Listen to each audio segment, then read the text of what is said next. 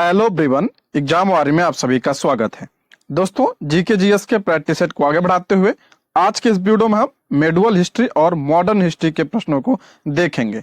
इसके पहले की वीडियो में हम एंशियंट हिस्ट्री के प्रश्नों को कर चुके हैं। अगर आपने वीडियो नहीं देखी है तो प्लीज चैनल पर जाके देख सकते हैं। दोस्तों, यूपी पुलिस के अलावा यदि आप किसी भी एग्जाम की तैयारी कर रहे हैं जिसमें हिस्ट्री के प्रश्न पूछे आते हैं तो ये सभी के लिए इंपॉर्टेंट है।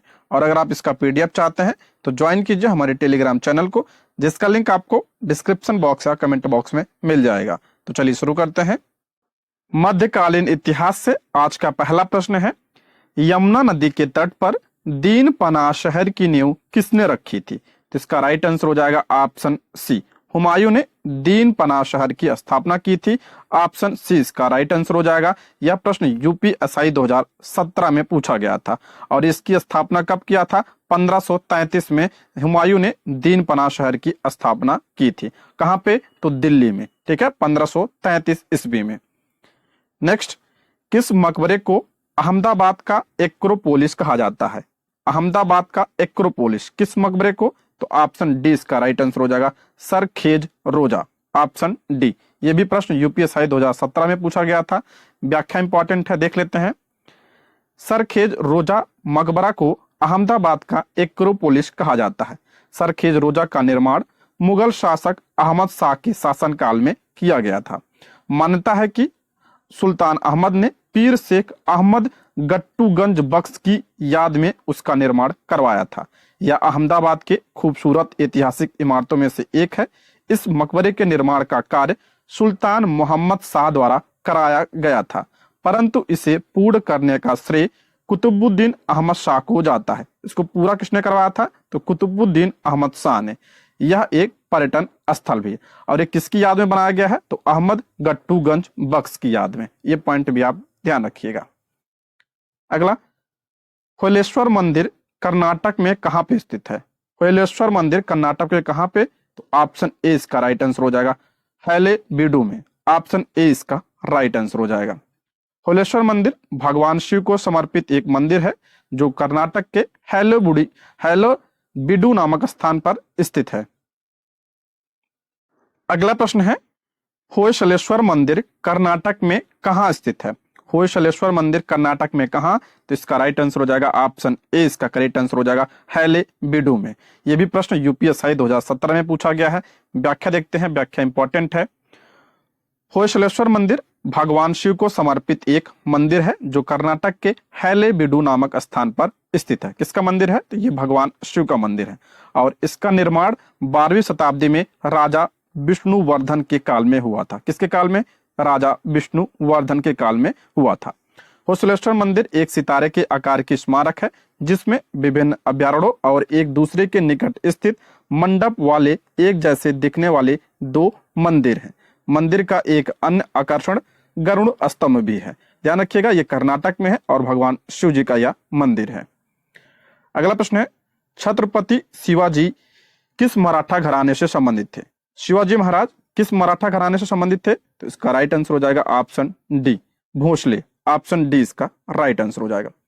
छत्रपति शिवाजी भोसले राजघराने से संबंधित थे। छत्रपति शिवाजी 1630 से 1680 ईस्वी मराठा राज्य के संस्थापक थे। शिवाजी ने अपनी अनुशासित सेना एवं सुसंगठित प्रशासनिक इकाइयों की सहायता से एक योग्य एवं प्रगतिशील प्रशासन प्रदान किया। उन्होंने छापामार युद्ध, जिसे गोरिल्ला वार कहा जाता है, की नई शैली शिव सूत्र विकसित की। ये पूछा जाता है, छापामार युद्ध इसकी शुरुआत किसने की थी? तो छत्रपति शिवाजी ने की थी। ये पॉइंट भी आप ध्यान रखिए, एग्जाम में प्रश्न बनता है। अगला, वह पहला मुगल शासक कौन था जिसने अपने सैन्य विजय अभियान में तुलगमा रणनीति का प्रयोग किया? मोस्ट इंपॉर्टेंट है, तुलगमा रणनीति का प्रयोग किसने किया था? तो ऑप्शन डी इसका राइट आंसर हो जाएगा, बाबर ने। ऑप्शन डी इसका करेक्ट आंसर हो जाएगा। बाबर पहला मुगल शासक था जिसने अपने सैन्य विजय अभियान में तुलगमा युद्ध नीति का प्रयोग किया। ऐसा उसने पानीपत के प्रथम युद्ध में किया था। इस युद्ध में बाबर ने तोपों को सजाने में उस्मानी विधि, ये भी ध्यान रखिएगा, उस्मानी विधि यानी रूसी विधि का प्रयोग किया। बाबर ने तुलगमा युद्ध पद्धति उज्बेकों से ग्रहण की थी। यह पूछा जाता है कि तुलगमा युद्ध नेत का प्रयोग बाबर ने किस युद्ध में किया था? तो पानीपत के प्रथम युद्ध में किया था। और पानीपत का प्रथम युद्ध कब हुआ था? तो 1526 ईस्वी में हुआ था। किसके बीच? बाबर और इब्राहिम लोदी के बीच जो है यह युद्ध हुआ था। यह प्रश्न यूपीएसआई 2017 में पूछा गया, ध्यान रखिएगा, मोस्ट इंपॉर्टेंट है ये। अगला, निम्नलिखित में से किस प्रसिद्ध ऐतिहासिक स्मारक का निर्माण कुतुबुद्दीन ऐबक द्वारा शुरू किया गया था लेकिन इल्तुतमिश द्वारा समाप्त किया गया? सभी को पता होगा, तो इसका राइट आंसर हो जाएगा option D, Qutub Minar. Option D इसका राइट आंसर हो जाएगा। कुतुबुद्दीन ऐबक ने कुतुब मीनार का निर्माण प्रारंभ करवाया था, यानी इसकी नींव किसने रखी थी? तो कुतुबुद्दीन ऐबक ने नींव रखी थी कुतुब मीनार की। और इसको पूरा किसने करवाया था? तो इल्तुतमिश ने जो है इसे पूरा करवाया था। मोस्ट इंपॉर्टेंट है, ध्यान रखिएगा। कुतुब मीनार लाल और बलुए पत्थर से बनी भारत की सबसे ऊंची मीनार है और ये दिल्ली में है। अगला है, निम्न में से अकबर के दरबार के मुख्य चित्रकार कौन थे? अकबर के दरबार के मुख्य चित्रकार कौन थे? तो ऑप्शन सी इसका राइट आंसर हो जाएगा, दसवंत। ऑप्शन सी इसका करेक्ट आंसर हो जाएगा। देखिए ये कांस्टेबल 2018 में पूछा गया, शिफ्ट 2 में। ऑप्शन सी इसका करेक्ट आंसर हो जाएगा। व्याख्या देखते हैं, इंपॉर्टेंट है। दसवंत तथा बसावन, दसवंत तथा बसावन अकबर के दरबार के क्या थे? मुख्य चित्रकार थे दोनों। अकबर के जो है नवरत्न, उनका नाम ध्यान रखिएगा, अबुल फजल, फैजी, मियां तानसेन, राजा बीरबल, राजा टोडरमल, राजा मानसिंह, अब्दुल रहीम खान खाना, फकीर अजीमुद्दीन, मुल्ला दो प्याजा। ये क्या थे? अकबर के नवरत्न थे। नेक्स्ट, जौनपुर के सरकी शासक सुल्तान हुसैन सरकी एक महान संगीतकार थे और उन्होंने डैश के तर्ज पर बड़ा ख्याल विकसित किया था। तो इसका राइट आंसर हो जाएगा option A, thumri. Option A इसका राइट आंसर हो जाएगा। ये भी प्रश्न यूपी कांस्टेबल 2018 में पूछा गया है, शिफ्ट 2 में। ठुमरी भारतीय संगीत की एक गायन शैली है। ठुमरी जो है क्या है? ये भारतीय संगीत की गायन शैली है। यह एक शास्त्रीय संगीत है, इसमें रस, रंग व भाव की प्रधानता होती है। जौनपुर के सरकी शासक सुल्तान हुसैन सरकी एक महान संगीतकार थे।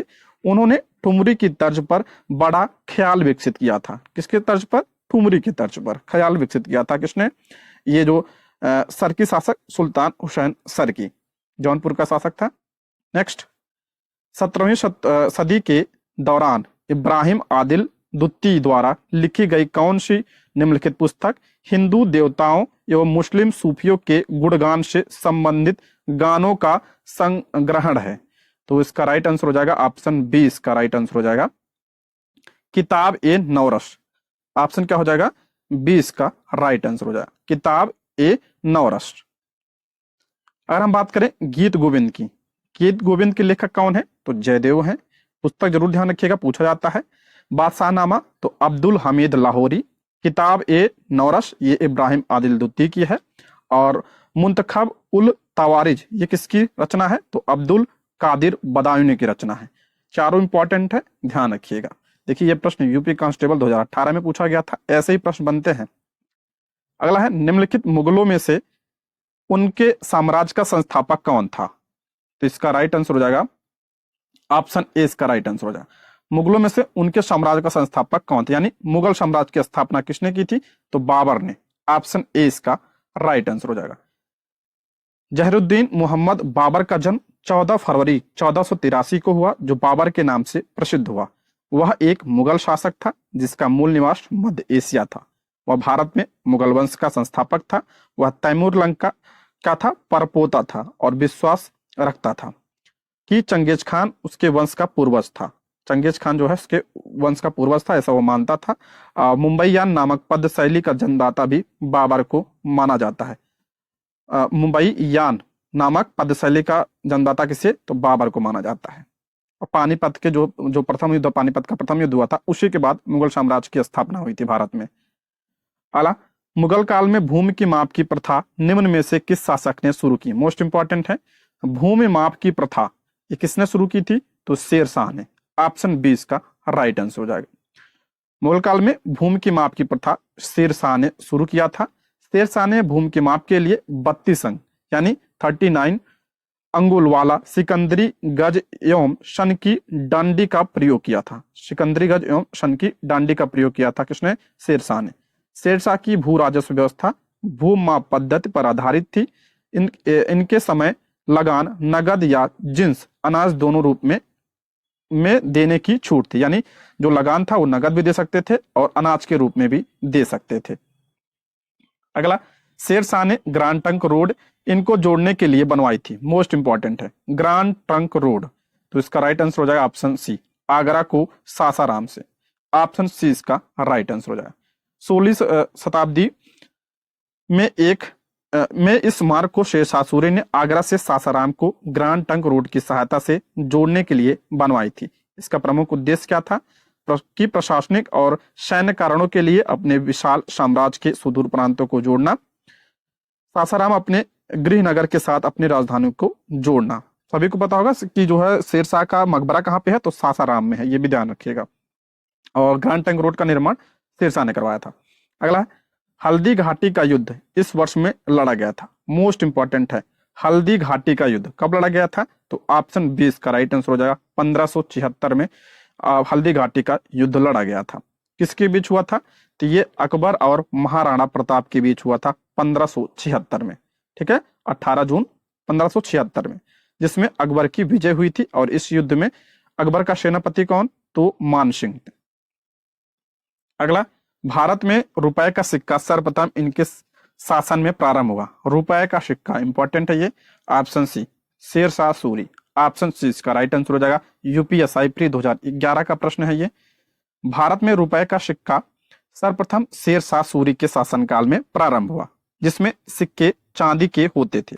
शेर शाह सूरी ने हुमायूं को 1540 में हराकर उत्तर भारत में सूरी साम्राज्य की स्थापना की तथा शेर शाह सूरी ने ग्रांड ट्रंक रोड का निर्माण भी करवाया था तथा भूमि के लिए 32 अंक सिकंदरी गज एवं सन की डंडी का प्रयोग किया।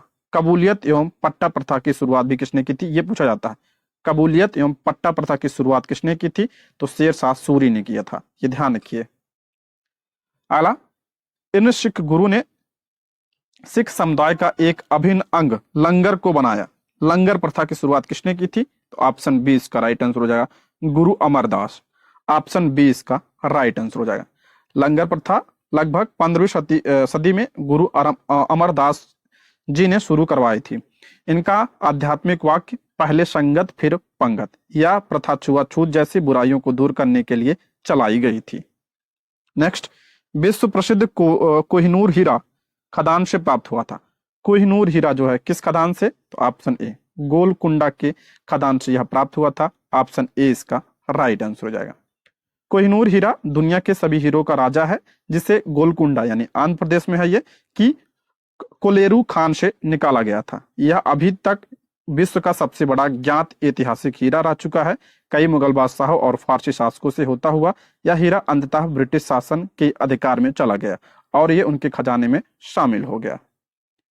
अगला प्रश्न है, भारतीय इतिहास की कौन सी घटना 1526 में घटित हुई थी, बताया मैंने अभी। ऑप्शन बी पानीपत का प्रथम युद्ध 1526 में हुआ था। किसके बीच, तो बाबर और इब्राहिम लोदी के बीच यह युद्ध हुआ था। ये पॉइंट भी आप ध्यान रखिएगा। अगर हम बात करें पानीपत का जो है तृतीय युद्ध, तो यह कब हुआ था, 1761 में हुआ था। किसके बीच, मराठों तथा अहमद शाह अब्दाली के मध्य हुआ था। और हुमायूं शेरशाह ने हुमायूं को बेलग्राम के युद्ध में 1540 के युद्ध में पराजित किया। बेलग्राम का युद्ध कब हुआ था, 1540 में हुआ था। ये पॉइंट भी आप ध्यान रखिएगा, जो ऑप्शन में दिया उसके बारे में है ये, ठीक है। अगला प्रश्न है, किस तुर्की सुल्तान द्वारा खून और लौह की नीति अपनाई गई। खून और लौह की नीति यानी रक्त और लौह की नीति जो है किसने अपनाई थी, तो गयासुद्दीन बलबन। ऑप्शन डी इसका राइट आंसर हो जाएगा। मोस्ट इंपॉर्टेंट प्रश्न है। और बलबन जो है किस वंश का शासक था, तो ये गुलाम वंश का 9वां शासक था। गुलाम वंश का था ये। इसने अपने विरोधियों के दमन के लिए रक्त और लौह की नीति अपनाई। बलबन ने सुल्तान के पद को ईश्वरीय बताया। बलबन ने इल्तुतमिश द्वारा बनाया गया चालीसा दल, जिसे तुर्कान चिहलगानी कहा जाता था, इसे समाप्त किया। तुर्कान चिहलगानी, इसकी स्थापना इल्तुतमिश ने की थी और जो है इसको समाप्त किसने किया था, बलबन ने किया था। अगला, किस शासक के द्वारा टंका एवं जीतल नामक सिक्के चलाए गए थे। टंका एवं जीतल, तो इसका राइट आंसर हो जाएगा ऑप्शन सी, इल्तुतमिश ने चलाया था। ऑप्शन सी इसका राइट आंसर हो जाएगा। गुलाम वंश के दूसरे शासक इल्तुतमिश ने 2 महत्वपूर्ण सिक्के, चांदी का टक्का, चांदी का था ये टंका चांदी का, और तांबे का क्या था, जीतल, ये पूछा जाता है। इल्तुतमिश ने सिक्कों पर टकसाल का नाम अंकित करवाने की परंपरा को आरंभ किया। इल्तुतमिश ने सिक्कों पर अपना नाम खलीफा के प्रतिनिधि के रूप में दर्शाया था। ये पॉइंट भी आप ध्यान रखिएगा, इंपॉर्टेंट है। और इल्तुतमिश ने और क्या किया था, कुतुब मीनार का जो है निर्माण पूरा करवाया था और इसे गुलामों का गुलाम भी कहा जाता है। अगला, सिखों के सैन्य संप्रदाय खालसा का प्रवर्तन किसके द्वारा किया गया था? खालसा पंथ की शुरुआत जो है किसके द्वारा? तो ऑप्शन सी, गुरु गोविंद के द्वारा। ऑप्शन सी इसका राइट आंसर हो जाएगा। सिखों के सैन्य संप्रदाय खालसा का प्रवर्तन सिखों के 10वें एवं अंतिम गुरु गोविंद सिंह द्वारा किया गया था। पूछा जाता है सिखों के अंतिम गुरु कौन थे, और ये 10वें गुरु थे गुरु गोविंद सिंह। इन्होंने जो है खालसा पंथ की शुरुआत की थी।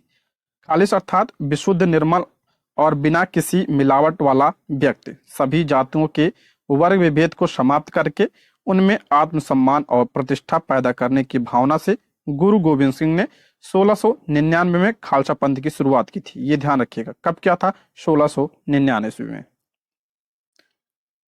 अगला प्रश्न है, भारत का अंतिम मुगल बादशाह कौन था? भारत का अंतिम मुगल बादशाह, तो ऑप्शन ए बहादुर शाह द्वितीय। ऑप्शन ए इसका करेक्ट आंसर हो जाएगा। बहादुर शाह जफर जिसे कहा जाता है, 1857 के स्वतंत्रता संग्राम में भाग लेने के जुर्म में अंग्रेजों ने इन्हें गिरफ्तार कर रंगून भेज दिया तथा मुगल बादशाह के पद को समाप्त कर दिया था। अगला है, कुतुब मीनार का निर्माण किसने पूरा करवाया? अभी बताया किसने करवाया था? इल्तुतमिश ने। Option D. और इसको जो है इसकी नींव किसने रखी थी? इसकी नींव कुतुबुद्दीन ऐबक ने रखी थी। और ये किसकी याद में? तो शेख ख्वाजा बख्तियार काकी की स्मृति में जो है इसको 1192 में इसका निर्माण शुरू करवाया था कुतुबुद्दीन ऐबक ने। ये पॉइंट भी आप ध्यान रखिएगा, इंपॉर्टेंट है। और इसमें 1368 में फिरोज शाह तुगलक ने 5वीं और अंतिम मंजिल बनवाई थी। ये पॉइंट भी आप ध्यान रखिएगा, पूछा जाता है। अगला, प्रसिद्ध इमारत जामा मस्जिद कहाँ स्थित है? सभी को पता होगा, दिल्ली में। ऑप्शन ए इसका राइट आंसर हो जाएगा। और इसका निर्माण किसने करवाया था? तो 1656 में इसका निर्माण शाहजहां ने करवाया था, जामा मस्जिद का निर्माण। ठीक। अगला प्रश्न है, पानीपत का तृतीय युद्ध किनके बीच लड़ा गया? पानीपत का तृतीय युद्ध, तो ऑप्शन डी इसका राइट आंसर हो जाएगा। अहमद शाह अब्दाली और मराठों के बीच लड़ा गया था। ऑप्शन डी इसका राइट आंसर हो जाएगा। कब हुआ था? तो ये 1761 में हुआ था पानीपत का तृतीय युद्ध, जिसमें अहमद शाह अब्दाली ने मराठों को पराजित किया। इस युद्ध में यूं तो मराठा सेना का सेनापति बालाजी बाजीराव का पुत्र विश्वास राव था, परंतु वास्तविक सेनापति सदाशिव राव भाऊ था। ये ध्यान रखिएगा।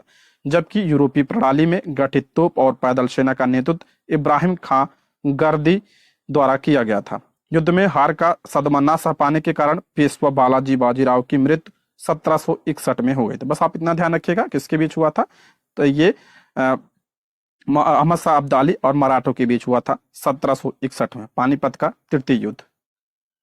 अगला, 1658 में बहादुरपुर के युद्ध में शाहजहां के दूसरे बेटे शाह शुजा को शाहजहां के पोते डैश ने हराया था। किसने हराया था? ऑप्शन बी, सुलेमान शिकोह ने। ऑप्शन बी इसका राइट आंसर हो जाएगा। ये कांस्टेबल का प्रश्न है। 24 फरवरी 1658 को वाराणसी से 8 किलोमीटर दूर बहादुरपुर का युद्ध हुआ। यह युद्ध भारत के मुगल बादशाह शाहजहां के बेटे के बीच उत्तराधिकार का युद्ध था। इस युद्ध में शाहजहां के दूसरे बेटे शाह शुजा को दारा के पुत्र सुलेमान शिकोह ने हराया था। ये पॉइंट आप ध्यान रखिएगा। दोस्तों जो है इसमें मध्यकालीन इतिहास के प्रश्न खत्म हो गए हैं। अब हम मॉडर्न हिस्ट्री के प्रश्नों को देखते हैं। ठीक है, मॉडर्न हिस्ट्री से आज का पहला प्रश्न है, कलकत्ता मदरसा भारत में राज्य संचालित शैक्षिक संस्थान डैश द्वारा स्थापित किए गए थे। कलकत्ता मदरसा की स्थापना किसके द्वारा? तो ऑप्शन डी इसका राइट आंसर हो जाएगा, लॉर्ड वारेन हेस्टिंग के द्वारा। ऑप्शन डी इसका राइट आंसर हो जाएगा। बात करें अगर हम लॉर्ड वारेन हेस्टिंग की, तो ये बंगाल का अंतिम गवर्नर और बंगाल का पहला गवर्नर जनरल था। ये पूछा जाता है बंगाल का पहला गवर्नर जनरल कौन था? तो वारेन हेस्टिंग था। और बंगाल के ये अंतिम गवर्नर जनरल था। अगर पूछा जाए बंगाल का पहला गवर्नर कौन था? तो क्लायू था। गवर्नर ध्यान रखिए, गवर्नर क्लायू और गवर्नर जनरल वारेन हेस्टिंग था। ये बंगाल की बात हो रही है यहाँ पे। और इनके समय में हुए कार्यों की बात करें तो बंगाल में द्वैत शासन की समाप्ति 1772 ईस्वी में हुई थी, मोस्ट इंपॉर्टेंट है। रेगुलेटिंग एक्ट के तहत कलकत्ता में उच्चतम न्यायालय की स्थापना 1774, ये एग्जाम में पूछा जाता है, ध्यान रखिएगा। और इसके समय में और क्या हुआ था? प्रथम आंग्ल मराठा युद्ध, प्रथम आंग्ल मराठा युद्ध 1775 से 1782 ईस्वी। इसी के समय में द्वितीय मैसूर युद्ध हुआ था, आंग्ल मैसूर युद्ध, और कलकत्ता मदरसा की स्थापना 1781 में। इसी के समय में बोर्ड ऑफ रेवेन्यू यानी राजस्व बोर्ड की स्थापना तथा कोष को मुर्शिदाबाद से कलकत्ता लाया गया था, किसके समय में? लॉर्ड वारेन हेस्टिंग के समय में। ये सारे पॉइंट ध्यान रखिएगा, मोस्ट इंपॉर्टेंट है, अलग से प्रश्न बनते हैं सब। अला इनमें से कौन सी रचना रविन्द्रनाथ टैगोर द्वारा संगीतबद्ध नहीं की गई? रविन्द्रनाथ टैगोर द्वारा, ऑप्शन डी इसका राइट आंसर हो जाएगा कदम कदम बढ़ाए जा, ऑप्शन डी इसका करेक्ट आंसर हो जाएगा। बाकी एकला चलो रे, अमार सोनार बांग्ला और चित जेथा भय शून्य, ये सब किसकी रचना है? ये आपका रविन्द्रनाथ टैगोर। कदम कदम बढ़ाया जा नामक रचना रविन्द्रनाथ टैगोर द्वारा संगीतबद्ध नहीं की गई। यह सुभाष चंद्र बोस द्वारा संगठित आजाद हिंद फौज का तेज कदम ताल गीत था।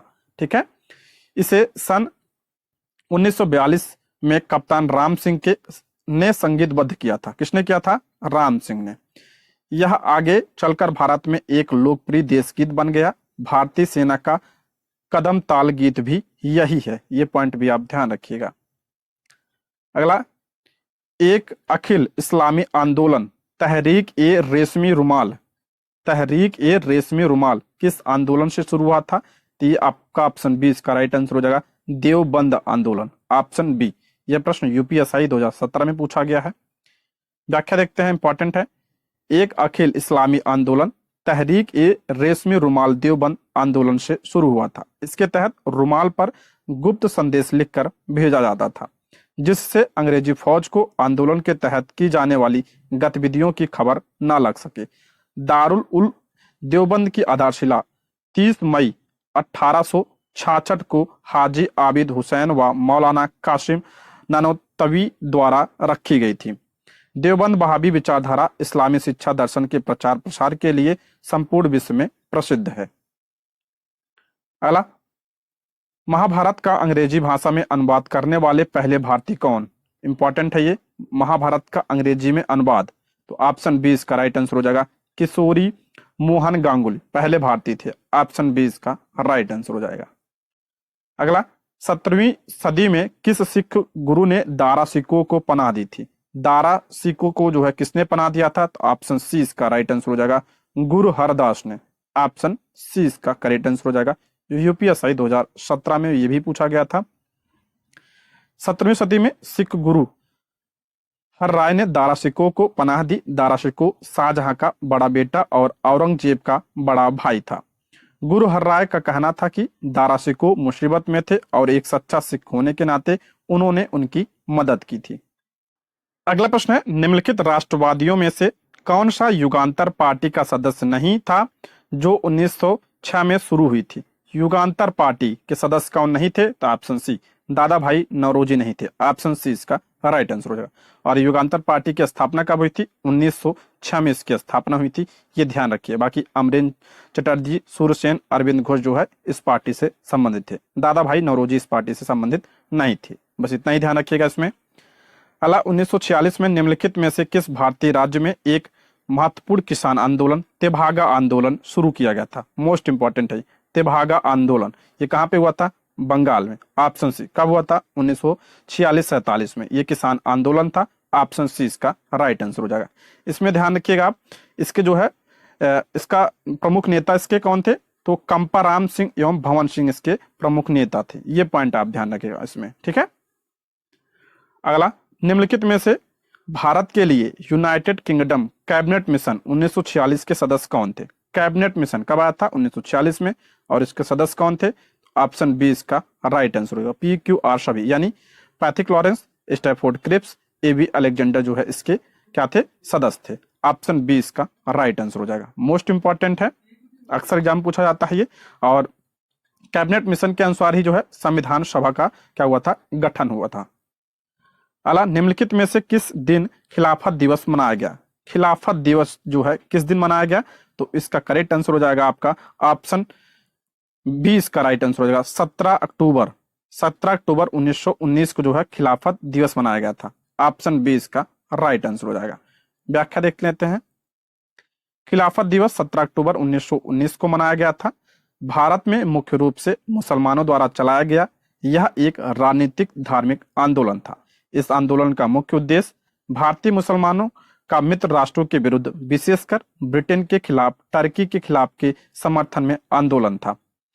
सन 1924 में मुस्तफा कमाल के खलीफा पद के समाप्त किए जाने के बाद यह अपने आप समाप्त हो गया। अगला प्रश्न है, इंडियन नेशनल आर्मी यानी आईएनए मुकदमे जो डैश के रूप में भी लोकप्रिय है, नवंबर 1945 और मई 1946 के बीच आईएनए के कई अधिकारियों के कोर्ट मार्शल द्वारा ब्रिटिश भारतीय मुकदमे थे। तो इसका राइट आंसर हो जाएगा ऑप्शन ए, लाल किला मुकदमा। ऑप्शन ए इसका राइट आंसर हो जाएगा। इंडियन नेशनल आर्मी यानी आईएनए मुकदमे जो लाल किला के रूप में भी लोकप्रिय है, लाल किला मुकदमा कहा जाता है इसे। 1945 से 1946 में आईएनए के कई अधिकारियों पर मुकदमा चलाया गया, जिसमें कांग्रेस द्वारा आजाद हिंद बचाओ समिति का गठन किया गया। उसका नेतृत्व मूलाभाई देसाई, जिसमें कर्नल प्रेम सहगल, कर्नल गुरदयाल ढिल्लन तथा मेजर शाहनवाज खान पर संयुक्त रूप से मुकदमा चलाया गया। नेक्स्ट, अधिकृत रूप से स्वतंत्रता की घोषणा करते हुए भारतीय राष्ट्रीय कांग्रेस ने कौन सी तारीख को स्वतंत्रता दिवस घोषित किया था? सभी को पता होगा, ऑप्शन ए इसका राइट आंसर हो जाएगा 26 जनवरी 1930। ऑप्शन ए इसका करेक्ट आंसर हो जाएगा।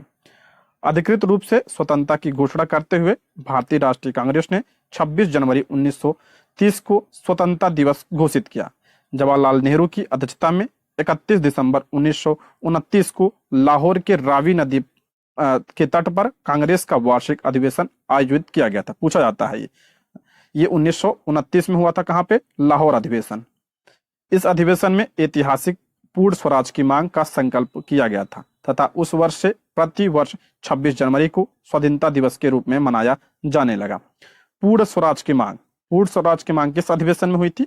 तो 1929 के लाहौर अधिवेशन में इसकी मांग हुई थी और 26 जनवरी को जो है घोषणा किया गया था कि प्रतिवर्ष स्वतंत्रता दिवस के रूप में मनाया जाएगा और 26 जनवरी 1930 को पहली बार मनाया गया। अगला, किस देश से सुभाष चंद्र बोस अंग्रेजों के खिलाफ मदद लेने गए थे? तो ऑप्शन सी, जर्मनी से। ऑप्शन सी इसका करेक्ट आंसर हो जाएगा। भारत की स्वतंत्रता की लड़ाई में सुभाष चंद्र बोस अग्रणी क्रांतिकारी थे। भारत की स्वतंत्रता हेतु विदेशी सहायता प्राप्त करने के लिए 1941 में जर्मनी पहुंचे। वहां जर्मन मंत्रालय की सहायता से उन्होंने द फ्री इंडिया सेंटर का गठन किया। द फ्री इंडिया सेंटर का गठन जर्मनी में 1941 में। द्वितीय विश्व युद्ध के दौरान उन्होंने जापान की भी सहायता ली। उन्होंने जापान के सहयोग से आजाद हिंद फौज का गठन किया था। अगला प्रश्न है, रैयतवाड़ी भूमि स्वराज प्रणाली का संस्थापक होने का श्रेय किसे दिया जाता है? रैयतवाड़ी भूमि प्रणाली, तो ये किसे दिया जाता है? ऑप्शन डी, टोडरमल को दिया जाता है। ऑप्शन डी इसका राइट आंसर हो जाएगा। रैयतवाड़ी भूमि राजस्व प्रणाली का संस्थापक होने का श्रेय टोडरमल को दिया जाता है। टोडरमल ने भू राजस्व के क्षेत्र में ख्याति अर्जित की थी। अकबर ने 1580 में टोडरमल बंदोबस्त आईने दहसाला नामक कई नई कर प्रणाली शुरू की, जिसका वास्तविक प्रणेता टोडरमल था। इस प्रणाली के अंतर्गत अलग अलग फसलों के पीछे 10 वर्ष के उत्पादन और उसकी समय के उनके प्रचलित मूल्यों का औसत निकालकर उस औसत का 1/3 राजस्व के रूप में वसूला जाता था। ठीक है। अगला प्रश्न है, भगत सिंह और उनके मित्रों को किस मामले में गिरफ्तार किया गया था? भगत सिंह और उनके मित्रों को किस मामले में? ऑप्शन ए, सेंट्रल असेंबली बम कांड। ऑप्शन ए इसका करेक्ट आंसर हो जाएगा। सेंट्रल असेंबली बम कांड जो है कब हुआ था? तो ये 8 अप्रैल 1929 को हुआ था। 8 अप्रैल 1929 को भगत सिंह और बटुकेश्वर दत्त ने केंद्रीय असेंबली में बम फेंका था। बम फेंकने के बाद उन्होंने गिरफ्तारी दी और उनके खिलाफ मुकदमा 6 जून 1929 को दिल्ली के सेशन जज लियोनार्ड मिडिल्टन की अदालत में चला। 23 मार्च 1931 को भगत सिंह को सुखदेव और राजगुरु के साथ फांसी दे दी गई। ये ध्यान रखिएगा, इन तीनों को फांसी कब हुई थी? 23 मार्च 1931 को हुई थी। अगला, भारतीय स्वतंत्रता के लिए बर्लिन समिति किस योजना के तहत स्थापित की गई थी? तो ये आपका हो जाएगा ऑप्शन सी, जिम्मरमैन योजना। ऑप्शन सी इसका करेक्ट आंसर हो जाएगा। और बर्लिन समिति जो है इसकी स्थापना कब हुई थी? ये 1915 में। ये भी आप ध्यान रखिएगा। अगला, भारतीय स्वतंत्रता संग्राम के निम्नलिखित क्रांतिकारियों में से किसे मास्टर दा कहा जाता है? मास्टर दा सूर्यसेन को कहा जाता है। मोस्ट इंपॉर्टेंट, ध्यान रखिएगा, ऑप्शन 20 का राइट आंसर हो जाएगा। और इन्हें चटगांव शस्त्रागार कांड के लिए जाना जाता है, जो 23 दिसंबर 1923 को हुआ था। ये पॉइंट भी आप ध्यान रखिएगा। अगला, डैश सत्याग्रही के रूप में चुने जाने वाले पहले व्यक्ति थे और उन्होंने भूदान आंदोलन की भी नींव रखी। तो इसका राइट आंसर हो जाएगा option D, Vinoba Bhave. Option D इसका राइट आंसर हो जाएगा। व्यक्तिगत सत्याग्रह महात्मा गांधी द्वारा सन 1940 में शुरू किया गया। इसके अंतर्गत प्रथम सत्याग्रही के रूप में विनोबा भावे को चुना गया था। ये पूछा जाता है, प्रथम जो है व्यक्तिगत सत्याग्रही कौन थे? तो विनोबा भावे। इस आंदोलन में दूसरे सत्याग्रही कौन थे? तो पंडित जवाहरलाल नेहरू थे। भूदान आंदोलन विनोबा भावे द्वारा सन 1951 में आरंभ किया गया था। भूदान आंदोलन का 1951 में हुआ था। ये पॉइंट भी आप ध्यान रखिएगा। अला, दिए गए विकल्पों में से कौन भारत के लिए 1946 के यूनाइटेड किंगडम कैबिनेट मिशन का सदस्य नहीं था? अभी हमने पढ़ा था कैबिनेट मिशन के सदस्य कौन नहीं? Option C, John Baptist. Option C इसका करेक्ट आंसर हो जाएगा। बाकी Lord Lawrence, A B Alexander, sir Stafford Cripps जो है ये कैबिनेट मिशन के क्या थे? सदस्य थे। दोस्तों, आज की वीडियो में बस इतना ही। इसके आगे के प्रश्नों को हम अगली वीडियो में करेंगे। ये रहे आज के प्रश्न। Thank you for watching.